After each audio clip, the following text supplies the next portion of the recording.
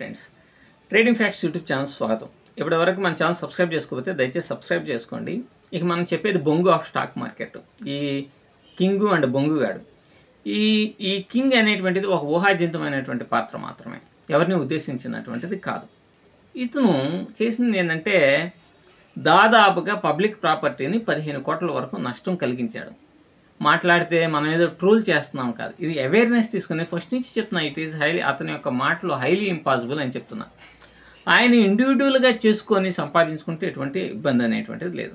అతనివే పోయినాయి కదా, మొదటిసారి 1,35,00,000 అతని డబ్బులే పోయినాయి. అతని డబ్బులు కాదులేని మీలాంటి చాలామంది అమాయకుల దగ్గర గుంజుకొని కమిషన్లు దొబ్బేసి ఇవన్నీ చేసినటువంటి డబ్బు భగవంతుడు ఎందుకు ఉంచుతాడు, పోతుంది.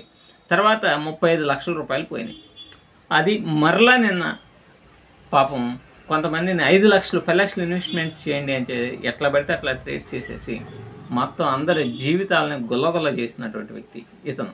కనీసం మైండ్లో కూడా కనీసం అరే మనం చేసింది తప్పే అనేటువంటి భావన లేకుండా మళ్ళా వస్తాం, అది చేస్తాం, ఇది చేస్తాం అని మొన్నటి మనం మంటగా సెగలే అని చెప్పేసి అన్నాడు కదా. ఎప్పుడైనా సరే స్టాక్ మార్కెట్ అనేటువంటిది ప్రాబిలిటీ గేమ్. ఈరోజు వస్తుంది, రేపు పోతుంది, మరలా ఎల్లుండి వస్తుంది, ఆ తర్వాత పోవచ్చు. కానీ ఈ రిస్క్ రివార్డ్ బేస్డ్గా చేస్తేనే మనం సక్సెస్ అనేటువంటిది కాగలుగుతాం. అందులోనూ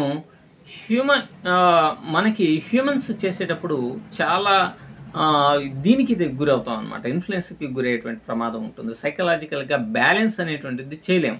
అందుకని ఎంత పెద్ద చెప్పినా నేనైనా సరే ఒక్కొక్కసారి ఆ ఇన్ఫ్లుయెన్స్కి గురయ్యి ఆ సైకలాజికల్ బ్యాలెన్స్ అనేటువంటిది కుదరక మన యొక్క క్యాపిటల్ మొత్తం కూడా పోయేటువంటి ప్రమాదం ఉంటుంది.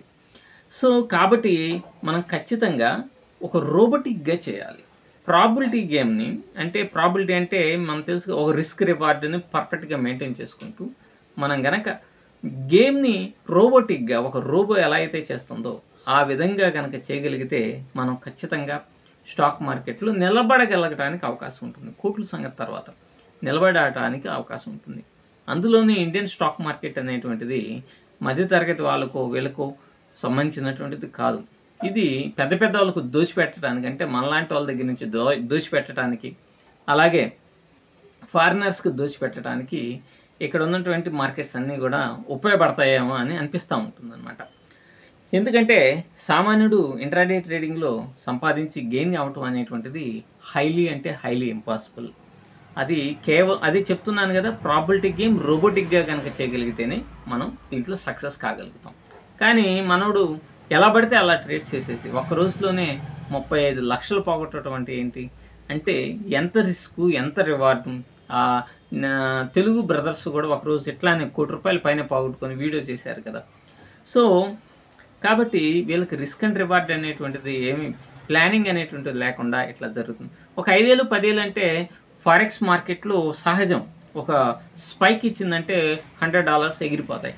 కానీ కోట్ల రూపాయలు పెట్టుకుని కూడా ఇంత దారుణమైనటువంటి 35 లక్షల రూపాయలు పెట్టుకుని కూడా ఒక రిస్క్ రివార్డ్ని మెయింటైన్ చేయకుండా ఉంటే చాలా ప్రమాదకరం. ఓ 10,000 పెట్టుకొని రిస్క్ రివార్డ్ చేయలేకపోయారు అని అంటే అది సహజం. ఫారెక్స్లో ఇప్పుడు ఫర్ ఎగ్జాంపుల్ బిట్కాయిన్లో తీసుకుంటే 0.5 లాట్ తీసుకున్నామంటే చాలు, ఒక్క స్పైక్ ఇచ్చిందంటే $100 లెగిసిపోతాయి. ఇది కొంత జరిగేటువంటి విషయమే, నా విషయంలో కూడా జరిగింది కూడా. కాబట్టి మనం ఎప్పుడైనా సరే ఈ ప్లానింగ్ అనేటువంటిది లేకుండా ఎలా పడితే అలా ట్రేడ్ చేసి ప్రజల యొక్క డబ్బు మొత్తాన్ని పోగొట్టాడు. ఇప్పటికీ 9 సార్లు జరిగింది. ప్రతిసారి కూడా టెక్నికల్ గ్లిడ్జ్ అంటాడు, నేను ఎక్స్నెస్ వాళ్ళతో మాట్లాడాను అంటాడు, రకరకాలైనటువంటి కాకమ్మ కథలన్నీ చెప్తూ ఉంటాడు. కానీ ఫైనల్గా ఏం జరిగింది, మొత్తం పోయేసరికి నిన్న అతను ఈ పబ్లిక్కి చెప్పినటువంటిది, అంటే అతన్ని ఫాలో అయ్యి చెప్పేటువంటి వాళ్ళు ఏంటంటే ఏదో ప్రాబ్లం అనేటువంటిది జరిగింది, నేను ఎక్స్నెస్కి మెయిల్ చేశాను, మెసేజ్ చేశాను, నాతో డైరెక్ట్గా ఫోన్లో మాట్లాడతారు, అది ఇది అని చెప్పి కాకమ్మ కబుర్లు చెప్పేసి ఎక్స్నెస్ని నేను వాడను, ఇక దీన్ని క్లోజ్ చేసేస్తున్నాను, ఇంకొక ప్లాట్ఫామ్కి వెళ్ళిపోతున్నాను, మీరు ఆ ప్లాట్ఫామ్లో వారం రోజుల వరకు మనం ట్రేడ్ అనేటువంటిది చేయము, వారం రోజుల తర్వాత మనం చేస్తామన్నాడు అనేసి అనౌన్స్ చేసి ఇదంతా కూడా ఎక్స్నెస్ అనే ఫ్రాడ్ అది ఇది అని చెప్పేసి చెప్పి మరలా బైనాన్స్కి వెళ్ళాడు. బైనాన్స్ ఇస్ డిఫికల్ట్ కాన్సెప్ట్, మనవాడికి పెద్ద చదువు ఏం రాదు కదా. బైనాన్స్లో అకౌంట్ ఓపెన్ చేసి మనీని డిపాజిట్ చేయటం, మరలా దాన్ని ఇది చేయటం, దాంట్లో వచ్చేసి కమిషన్ అనేటువంటిది రావాలి అని అంటే దానికి ఒక అప్లై అనేటువంటిది చేయాలి. ఇయన్నీ వీడికి రిస్క్‌తో కూడుకున్నటువంటి పని అయిపోయింది. దీంతోటి మళ్ళీ తూచ్ అంటే పబ్లిక్ కూడా డైరెక్ట్‌గా డబ్బులెయ్యాలంటే కుదరదు బైనాన్స్‌లో. అది కొంచెం టెక్నికల్‌గా వేయాల. సో, ఇయన్నీమో చాలా రిస్కు అసలు ఇంక అందరూ తూచమంటారు అని చెప్పేసేసి అనేది ఒకటి. తర్వాత ఆల్రెడీ ఎక్స్‌నెస్ అకౌంట్‌లో ఏదైతే రిఫరల్ లింకుల ద్వారా ఉన్నటువంటి వాళ్ళున్నారు గదా! కాబట్టి వాళ్ళని పోగొట్టుకుంటాం. ఆ కమిషన్‌ను గూడా పోగొట్టుకుంటమే అయితదని చెప్పేసి తెల్లారేసరికి ప్లేట్ ఫిరాయించి, ఇదంతా తుచ్చి ఎక్స్‌నెస్ మంచి ప్లాట్‌ఫామే మనం దాంట్లోనే ఫాలో అవుతాం అది ఇది అని చెప్పేసేసి చెప్తా ఉన్నాడనమాట. కాబట్టి ఇటువంటి వెధవలని యొక్క రిఫరల్ లింకుల నుంచి బయటకొచ్చేసేయండి. కింద నాది ఎక్స్‌నెస్ ట్రేడింగ్ ప్లాట్‌ఫామ్ ఇస్తున్నాను. మీకు ఎప్పుడైనా సరే సపోర్ట్ అనేటువంటిది నా ద్వారా ఓపెన్ చేసినా, చేయకపోయినా మీకు బిట్‌కాయిన్‌లో కొంతవరకు సపోర్ట్ అనేటువంటిది చేయటానికి నా వంతు నేను ప్రయత్నం అనేటువంటి మీ డౌట్స్‌ని క్లారిఫై చేయడానికి చేస్తా. అయితే నా లింక్ ద్వారా ఓపెన్ చేస్తే వాళ్ళే కాదు లింక్ ద్వారా ఓపెన్ చేసినా, చేయకపోయినా మీ డౌట్ వస్తే నాకు మెయిల్ చేయండి. మెయిల్ ద్వారా మెసేజ్ ఇస్తాను. ఫోన్ చేయొద్దు. మెసేజెస్ మాత్రమే చేయండి. ఫోన్స్ విపరీతంగా పెరిగిపోయి మాట్లాడటం కూడా కష్టంగా ఉంటుందన్నమాట. సో, మరలా తెల్లారేతలకి ప్లేట్ ఫిరాయించి ఎందుకంటే మోసగాడు ఈజీగా ఉన్నటువంటి కాన్సెప్ట్స్‌ని ఎన్నుకుంటూ ఉంటారు. సో, ఆ పరంగా వాస్తవానికి ఎక్స్‌నెస్ అనేటువంటిది ఈజీ ప్లాట్‌ఫామ్ వాస్తవంగా. మనం పేమెంట్స్ చేయటం కానీ, విత్‌డ్రాస్ కానీ ఇవన్నీ కూడా పెద్దగా రిస్క్ లేకుండా ఉంటది. కానీ మనోడు ఏం చేస్తున్నాడు, రిస్క్ లేనిది కదా ఇది. అదైతే బైనాన్స్ అయితే రిస్క్ కదా అని మళ్ళా వెంటనే ప్లేట్ ఫిరాయించి యాక్చువల్‌గా బైనాన్స్ అనేటువంటిది వెరీ ట్రస్టబుల్ అండ్ ప్రపంచంలోనే నంబర్ 1 ప్లాట్‌ఫామ్. కానీ దీని నుంచి ఎక్స్‌నెస్‌తో పోల్చుకుంటే బైనాన్స్ కొంచెం డిఫికల్ట్‌గా ఉంటుంది. అందుకని మళ్ళా దీన్ని పెట్టేసేసి వెంటనే ఇంకో స్ట్రాటజీని బిల్డప్ చేసేసి మళ్ళా పబ్లిక్‌ని ఇచ్చేస్తా వచ్చేసింది. ఏది ట్రేడ్ తీసేసుకున్నాం. ఇప్పుడు లాభాలు బుక్ చేసేసాం. ఇక మంటే అని చెప్పేసేసి మళ్ళా స్టార్ట్ చేసేసాడు. సో, ఇప్పటికే ఇతని ద్వారా ఇతనే ₹2,00,00,000 సొంత డబ్బులు పోగొట్టుకున్నాడు. సొంత డబ్బులేం కాదు పబ్లిక్‌ని పిండి పిప్పి చేసినటువంటివి. పబ్లిక్ యొక్క శాపాలన్నీ తగులుతాయి. చాలా ఎఫెక్ట్ అవుతది.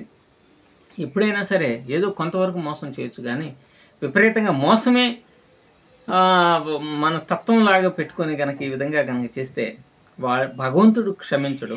మాట్లాడితే మంక ఆ తల్లి, ఈ తల్లి ఉంది. స్టాక్ మార్కెట్ తల్లి వీడంతటి వీడు చేసుకొని 50,00,00,000 కాదు 5,000,00,00,000 సంపాదించుకునేటువంటి ఇబ్బంది లేదు. అన్నీ సంపాదించుకోవాలని మనం కోరుకున్నాం. కానీ పబ్లిక్‌ని ఇది లేకుండా గ్యాంబ్లింగ్, మోర్ట్‌గేజ్ బేస్డ్ ట్రేడింగ్స్ అనేటువంటివి చేస్తూ పబ్లిక్ మనీని సర్వనాశనం చేశాడు. ఇటువంటి వ్యక్తిని నమ్మి మీరు గనక ముందడుగేస్తే మీ జీవితాలు కూడా చిన్నాభిన్నమయ్యేటువంటి ప్రమాదం ఉంటుంది.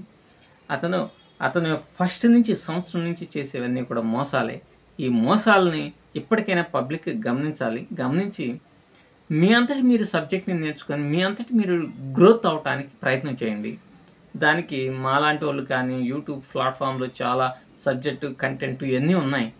అటువంటి వాటిని ఫాలో అయ్యి జాగ్రత్తగా మీ ట్రేడింగ్ లైఫ్‌ని కొనసాగించండి. ఇటువంటి వెధవలకి దూరంగా ఉండండి.